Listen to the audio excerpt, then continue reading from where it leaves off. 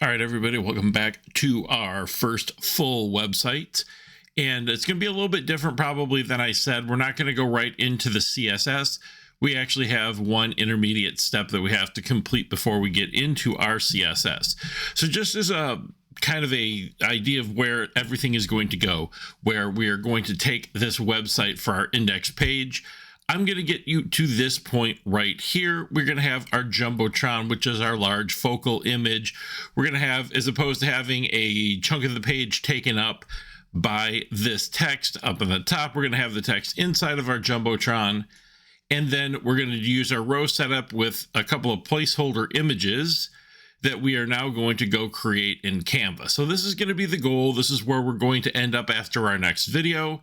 Let's go ahead and get our intermediate step, which is creating our actual images that we're going to use on a computer as opposed to just using links to get our images. This is the more proper way that you would do this if you're designing an actual website. So the place that you require is Canva. Now, to be fair, that this does not have to be Canva. This can really be any image software. Preferably, this would be like Adobe Photoshop. But at this particular time, as I'm recording this, Photoshop's not a great option. So Canva, for this, especially for this purpose, worked just fine. No problems. So we should have used Canva at some point before. What we're going to do is we're going to create a design. And my favorite ratio here, for the simple reason that most screens are this ratio, is we're going to create a custom size graphic that is 1600 by 900. So this is a standard ratio for a TV or a computer screen, and it should work just fine for us. So for this one, this is going to be really pretty short. The actual image portion of this is super simple. The actual saving of the files is a little bit more where it's at. So after you have your Canva, go ahead and open yourself a new tab. So what we're going to do is we're going to search for placeholder image. And if you click on the images tab, you should see a whole bunch of different options up here. What we're going to do in this case, I think, is we're going to try and go for the tools. And for our usage rights, we're going to look for Creative Commons license. So something that is not copyrighted, something that we can use without issue.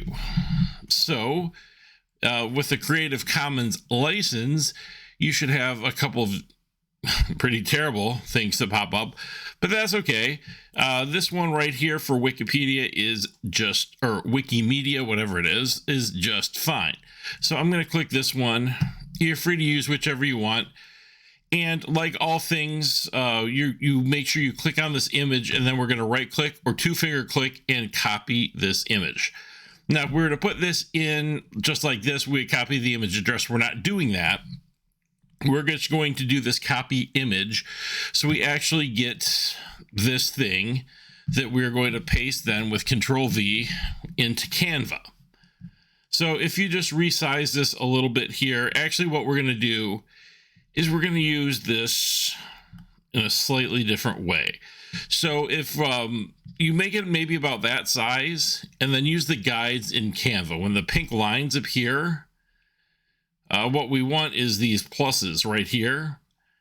That means that this is in the direct center of your image, and that is indeed what we want. So as a background, if you click on the background of the image, you have your thing you just pasted in. In the background, you have the colors. Go ahead and just use like a darker gray.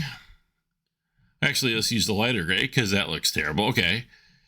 Either way, the idea here is that you have something where you can actually see the image as opposed to not being able to see the image. We could even use a black in the background. Nope, hate it. All right, so the light gray it is, works perfectly enough. This is all that we need. So this image is going to be a placeholder. This is so when we go and we do our actual CSS, you can see what's going to happen. So then when we also put in images for our actual final product of our website, we know that we use the 1600 by 900 template. It's going to work out perfectly because that's what we did our CSS for. So up in the top, go ahead and click and rename this image placeholder. And some very important things. I'll see if I can do a little quick zoom in on that for you. We'll see if if it isn't going to take super duper long here. It'll be good. You'll see up here at the top, as I named mine, you definitely don't see any spaces. So like if you're to name this thing like image space, it'll get really weird. You don't want to do that. Most times it doesn't matter. In the web here in our design, it does. So make sure image placeholder, all one word, is the right thing to call it. And then from that point, you just click download and you just download this as a PNG. Super simple to this point. Give me a second to go back out to regular view. All right. So back to regular here. You should see your image placeholder.png that you just downloaded in your downloads bar here. So let's go ahead and put this where it goes in our files. So let's go ahead and open our files, and you have your folder for this already. Your file should be in downloads. Provided on a Chromebook, this is going to work and look a little bit different. Same concept. So if you go ahead and you click on your image and do Control X. Control X should cut it, or you two-finger click, you should be able to cut the image, and then go ahead, go into your documents and go into your first website folder. Mine is a little bit deep in here because it's stored in a slightly different way than yours. So this is your first website folder. We already have a place to put this. As we did our setup, we have this folder where all of our images are going to go. Your placeholder image, when you paste, is going to go in right there. Now mine is a little bit incorrect right now because apparently I have something renamed. So yours should be called image placeholder.png. And it should just look like that. It should just say image placeholder. That's what we need. Remember that if any variation of the file name happens, it's not going to work right and you'll have problems. So let's go ahead and actually put this into our HTML document real quick to make sure that this did indeed work. So we did one thing, we're making one change. We're doing a quick troubleshoot to make sure that this works before we go and we do a whole bunch of other stuff. Let's go ahead and do this in our code. So the way we left off is we have no pictures. We have hashtag, nothing in there. In our code, what we are going to do is also something different. So now I'm doing this in VS Code. I probably did the first couple in Caret. I'm sorry, I changed this a little bit. It looks a little different. The process is the same. So in your SRC, so you have all your images, your row images here. This is our row 1.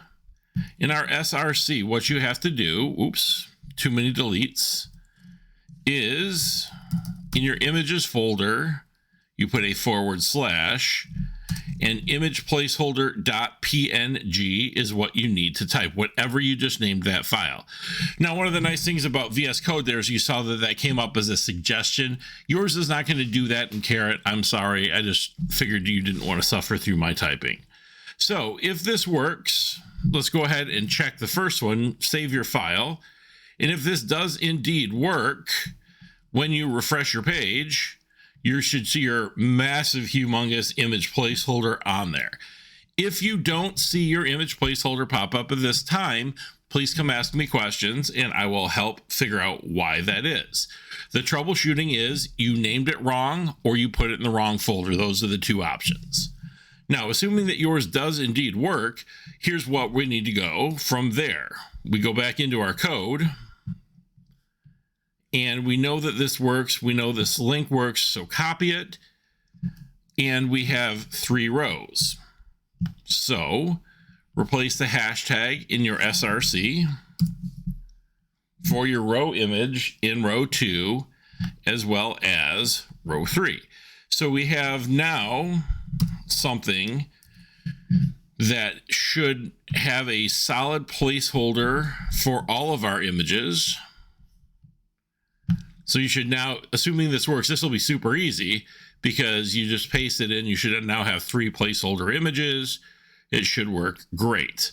So we have one more image that we require, and that is indeed our Jumbotron image.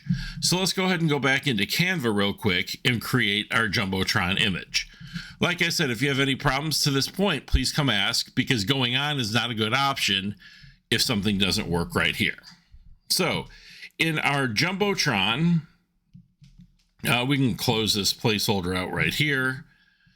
Let's go ahead and search for something like beach. I just always search for I don't know why. It's just a thing. Let's go ahead and do our Creative Commons license again from Tools.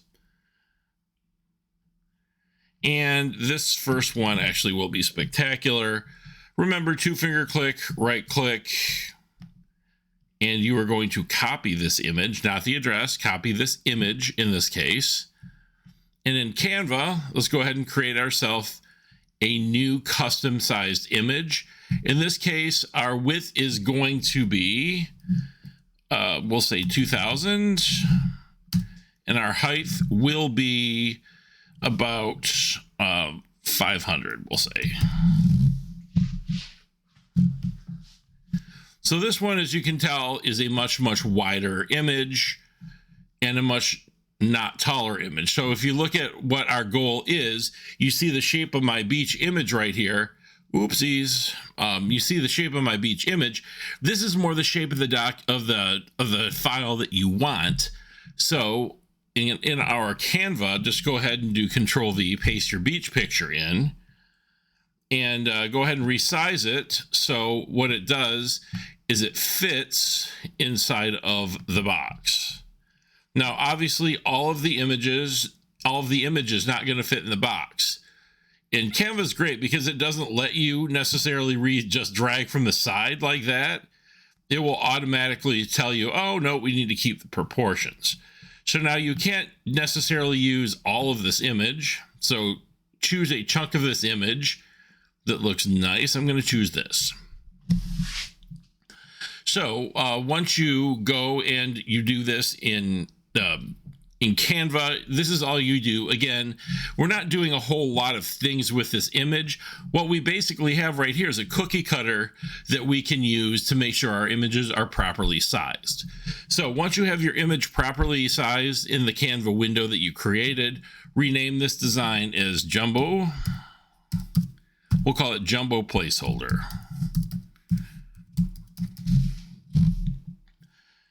And that should work fine. Again, I'll try and zoom in. Well, I don't think I need to real quick. Jumbo Placeholder is what you call it. Same process. Download this as a PNG. And what we're going to do once we get that is we're going to do the same thing we did before. In our files, we have our downloads. We have Jumbo Placeholder. Control X, 2-finger click, cut, and then we are going to go and we're going to put that same thing in our first website images folder. We're going to put that right where that image placeholder file is. So now inside of this, I must have screwed something up. So right inside of that, you should be able to paste it in. Let me see if I can get back to this thing. Perfect. Not so much. All right. So in downloads, we're going to do Control X. It should turn grayed out. And in our documents here, with image placeholder, we're pasting it. Should be great. Now, the check that see that this works is indeed the exact same check as we did before. We have our placeholders. We have no Jumbotron. In our SRC for our Jumbotron now, what we want to do is we want to replace this hashtag images and jumbo placeholder.png is what you want to type. Remember, since you're not using VS Code, that your file name is not going to pop up like mine did. That's okay. Just type it, make sure the name matches. assuming everything works as it should, when you go back over to your file, you should see your beach picture pop up. In this case right here, it is gigantic and way, way, way, way wider than the page, which is totally fine. No problems. That's what CSS is going to be for. It'll be great. So, assuming your images work, you are done with this video. I'll see you for some CSS in a moment. If this does not work, please ask questions because, again, going on is not a good idea. Hopefully this did work, and I will see you for our next video shortly.